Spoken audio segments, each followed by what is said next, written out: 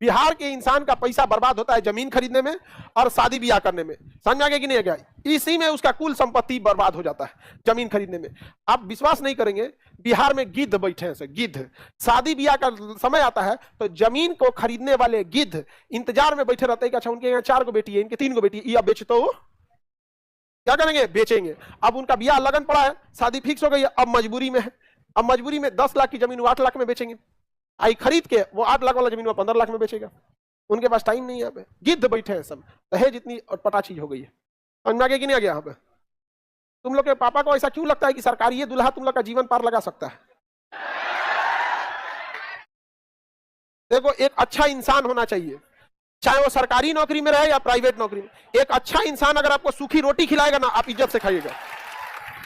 और सरकारी नौकरी वाला ताना देके महल में रखेगा ना, तो अच्छा नहीं लगेगा। लेकिन ये आप लोग के माँ बाप को समझ में नहीं आता है। यहाँ पे एक से एक कमीना मिलेगा, सब पैसा की कोई कमी नहीं है, लेकिन देख के नफरत हो जाएगा उनसे से। नहीं समझ में आया? अजीब टाइप का रहेगा यहाँ पे। अरे एक आदमी को हम देखे थे, दिमाग जल गया मेरा। यहाँ पे जूता पहन लिए थे, ये मान के चलिए पॉलिश ही करना है तो पॉलिश कर लेते। जूता पहन लिया था ना, तो पहन के थमाया था पॉलिश करने के लिए। मेरा दिमाग जल गया यहाँ पर।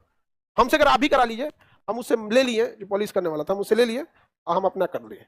स्टेशन के बाहर, दिल्ली स्टेशन के बाहर एक देखे थे, किसी का नया नया बिया रहा था, नहीं घूंघट उंगट लगाए रहते, तो ऐसा लगा था गांव की महिला तो ऐसे घूंघट रहते।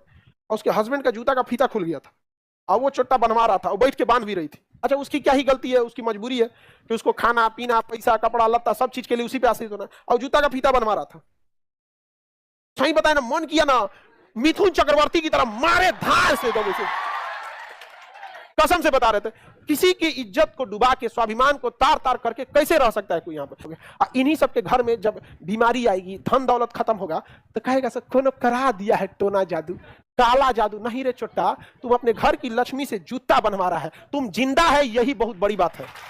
हम बस इसलिए डर गए कि अगर कुछ करेंगे तो हमारा सजा ही हो जाएगा। नहीं तो मेरा दिल किया ना तलवार लेके आधा आधा कर दे। सही में बस एक बार छूट दे देते ना, आज कोई गुनाह का अपराध नहीं है, आधा आधा कर देता। ऐसे आदमी था ना,